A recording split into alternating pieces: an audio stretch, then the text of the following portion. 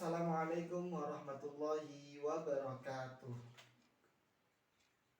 Ketemu lagi dengan saya Ilhamuddin Ahmad Al-Farisi.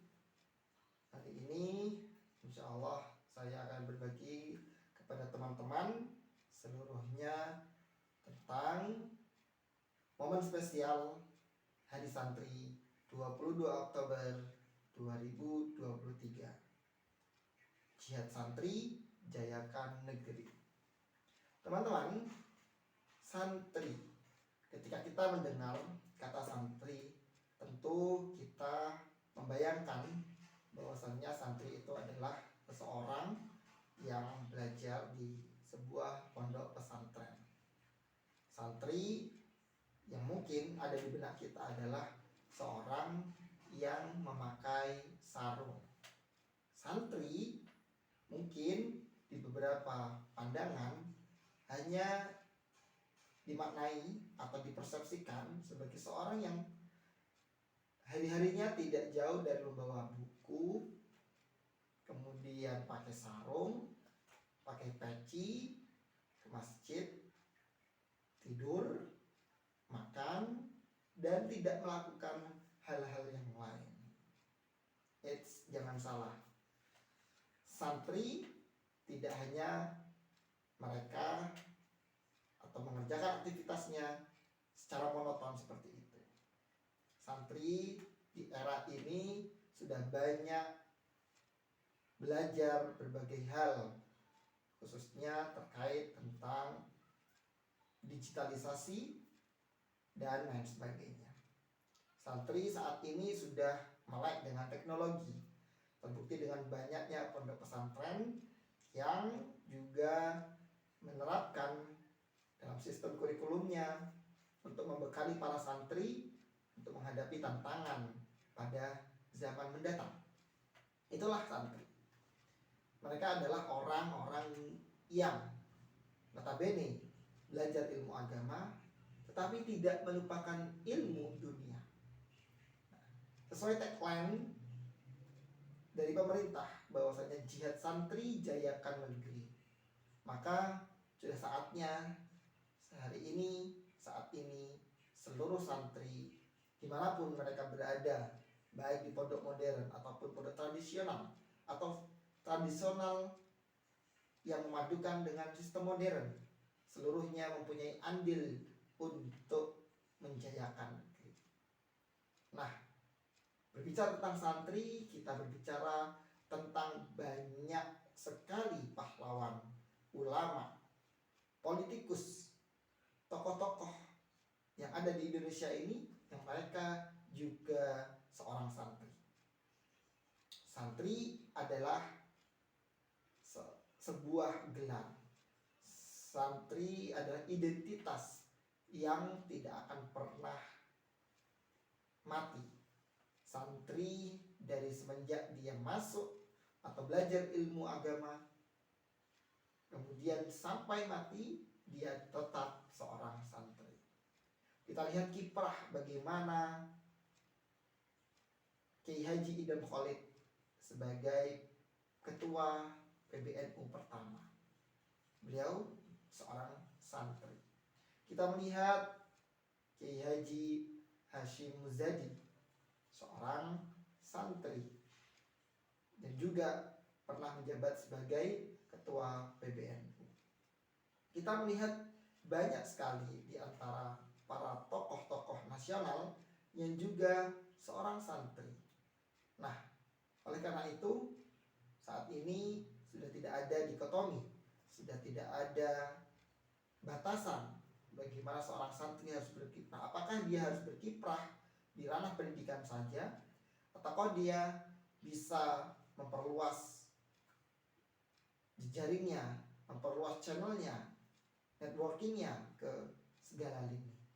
Ia berhak untuk mengasah kemampuannya, ia berhak untuk memperdalam skillnya dimanapun ia berada. Dia berhak menciptakan banyak sekali manfaat dan peluang untuk menjayakan negeri. Nah, kalau kita melihat era sekarang yang banyak sekali tantangan-tantangan yang muncul. Nah, maka santri harus muncul ke permukaan. Santri harus berani untuk menyuarakan kebenaran. Dari ilmu agama yang ia dapatkan, ditambah dengan skill yang ia manfaatkan, ia harus bisa mengkombinasikan antara keduanya sehingga potensi yang ia miliki bisa ia salurkan untuk memberikan manfaat, tetapi dengan tujuan bahwasanya itu untuk menjadi sarana dakwah. Dari situ santri akan bisa mengokohkan kembali pondasi-pondasi keumatan dan kemasyarakatan demi utuhnya kebinekaan. Dan yang paling penting adalah santri bukan biang perpecahan. Santri tidak kenal yang namanya politik pecah belah. Seorang santri harus merangkul, seorang santri harus mempererat, seorang santri harus bisa menjadi penengah dikala ada yang saling bertikai. Itulah santri. Nah, lalu apa yang bisa kita lakukan dan bagaimana cara kita sebagai santri untuk bisa memajukan bangsa Indonesia? Di awal tadi kita sudah membahas bahwasanya santri pada dasarnya tidak hanya dia yang berada di pondok pesantren, tetapi santri adalah mereka yang mempunyai semangat yang sangat tinggi untuk belajar ilmu agama.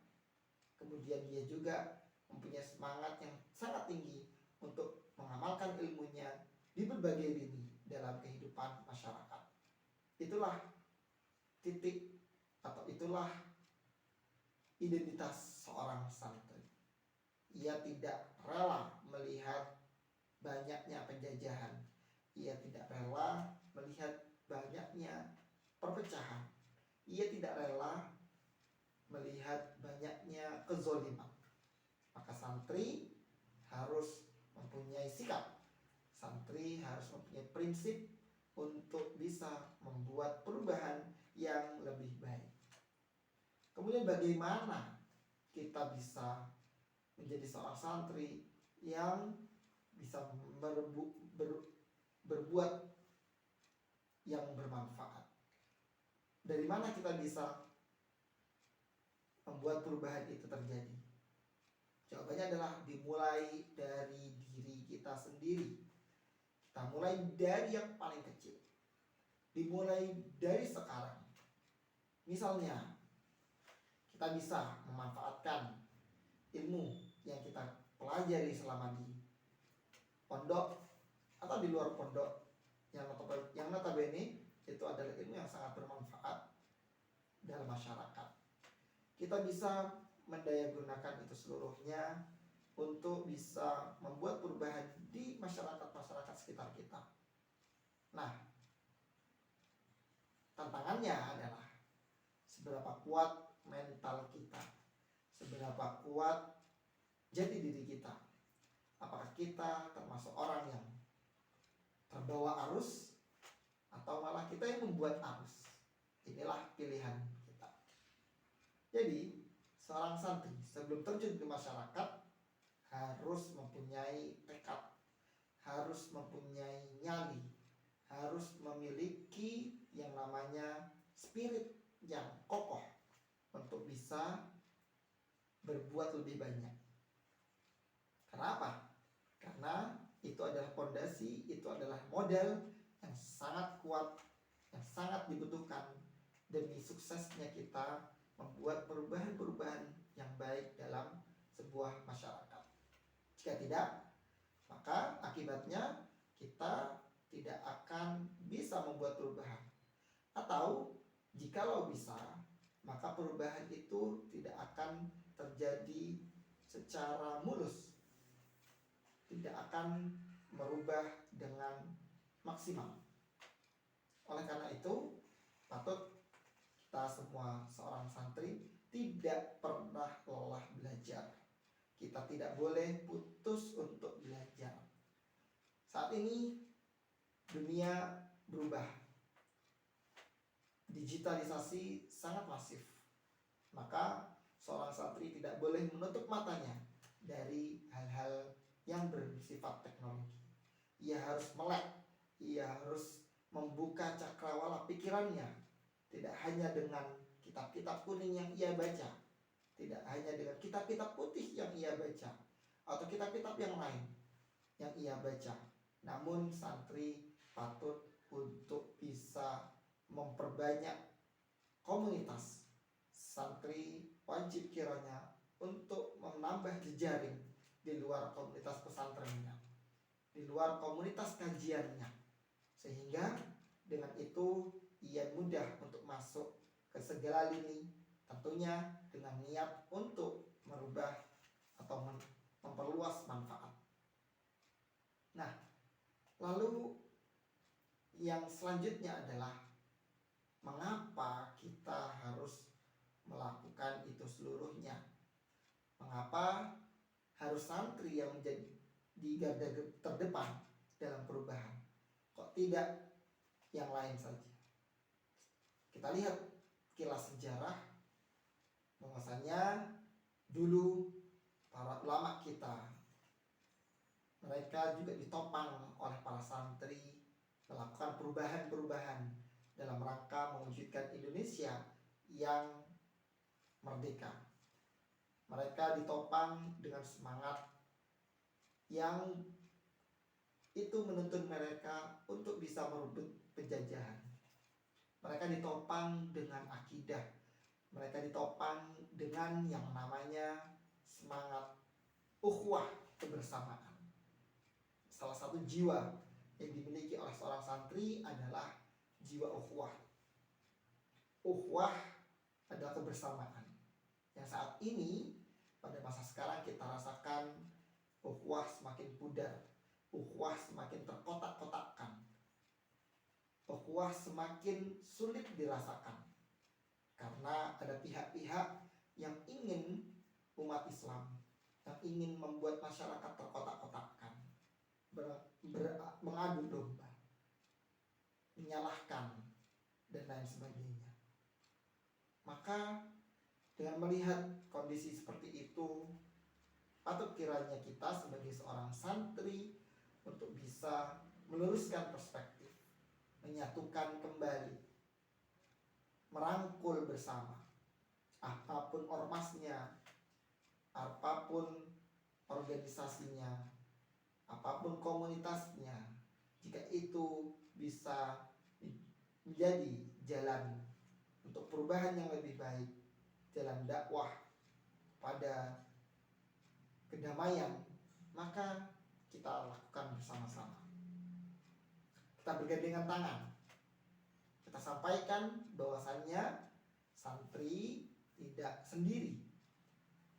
Mereka bisa berjalan bersama-sama dengan yang bukan santri. Tugas santri adalah mengarahkan. Tugas santri adalah membimbing dan mengawal. Tugas santri yang terpenting adalah menjadi pemersatu dan perekat, bukan menjadi pemecah belah, bukan menjadi biang kerok, benalu yang bisa melumpuhkan dan melemahkan. Santri diuji saat ini dengan kematangan fisik dan juga mentalnya, kematangan jiwanya. Mereka yang sudah menempa dirinya bertahun-tahun selama di pondok pesantren tentu mempunyai pengalaman-pengalaman spiritual dan juga non spiritual untuk bisa dibagikan kepada orang lain. Maka sudah saatnya kita harus berbenah. Kita harus mampu menjadi pemersatu umat, pemersatu bangsa. Kita berupaya untuk memberikan yang terbaik bagi bangsa Indonesia. Oleh karena itu, mari bersama-sama kita berjalan bersama tanpa melihat ormas, komunitas, ataupun kajian. Di mana kita bisa memulai dan kapan kita bisa memulai? Kita bisa memulai dimanapun kita berada. Seorang santri yang saat ini belajar di luar negeri, saat ini yang mungkin masih bekerja di luar negeri, dia masih bisa melakukan perubahan-perubahan di masyarakatnya, di daerah sana. Mulai dari sekarang, mulai saat ini, mulai dari hal-hal yang sangat kecil kita bisa melakukannya tanpa menunggu kata nanti, tanpa menunggu kata tapi. Karena tapi dan nanti ini adalah dua kata yang sering melemahkan semangat kita. Nah, lalu bagaimanakah agar semangat kita sebagai seorang santri tidak layu dan tidak pudar untuk bisa memajukan bangsa? Maka kita jawab dengan sebuah ayat Al-Quran. A'udzubillahi minasyaitonirrajim. Ud'u ila sabili rabbika bil hikmati wal mau'izatil hasanati wajadilhum billati hiya ahsan. Dalam Al-Quran Allah berfirman bahwasanya untuk menyeru kepada jalan kebenaran, yaitu ke jalan Allah, maka kita bisa menggunakan 3 teknik atau 3 cara. Pertama adalah dengan hikmah, dengan teladan yang baik. Kemudian yang kedua adalah dengan nasihat yang baik atau mau'izah hasanah. Kemudian yang ketiga adalah dengan perdebatan yang baik. Bukan perdebatan yang omong kosong atau bahkan saling menjatuhkan. Dari situ, dari 3 jalan tadi, kita bisa mengambil sikap. Kita bisa menentukan bagaimana pola kita bisa mengubah suatu masyarakat atau suatu kondisi. Jika kita tidak bisa yang pertama, kita bisa menggunakan yang kedua. Jika kita tidak bisa menggunakan yang kedua, kita bisa menggunakan yang ketiga. Dan semuanya ini harus kita lakukan, harus kita coba tanpa kita harus menunggu. Karena tugas kita pada dasarnya bukan memaksa orang untuk bisa sesuai dengan harapan kita. Tetapi yang lebih penting adalah kita mengajak, kita membimbing, kita mengawal, dan kita sampaikan itu dalam setiap momen yang bisa kita lakukan, dalam setiap forum yang bisa kita masukkan. Nah, terakhir kita terus bersama-sama berikrar bahwasanya santri adalah identitas, santri adalah gelar yang tak ada batas waktunya. Dari awal, dari kita berikrar untuk menuntut ilmu agama, berarti kita sudah menjadi seorang santri. Sampai mati pun kita juga seorang santri. Santri tidak terbatas dengan teritorial, tidak terbatas dengan tempat. Santri tidak terbatas oleh usia, berapapun usia mereka, baik yang baru lulus dari pondok ataupun yang sudah tua, yang sudah menjadi kiai, beliau pun tetap seorang santri. Nah, lalu yuk kita sama-sama berintrospeksi, kita bersama-sama untuk merefleksikan diri bahwasanya saat ini Indonesia, bangsa kita tercinta, sangat membutuhkan peran dari seorang santri, peran dan kebersamaan dari seluruh santri. Maka jangan sia-siakan momen 22 Oktober ini. Mari kita jadikan itu seluruhnya menjadi ladang bagi kita untuk bisa berbuat yang lebih baik, mencintai Indonesia dengan bermanfaat, mencintai Indonesia dengan menebarkan kemaslahatan, menebarkan kedamaian, menebarkan apa yang berguna dalam potensi kita. Sekian dari saya. Wassalamualaikum warahmatullahi wabarakatuh.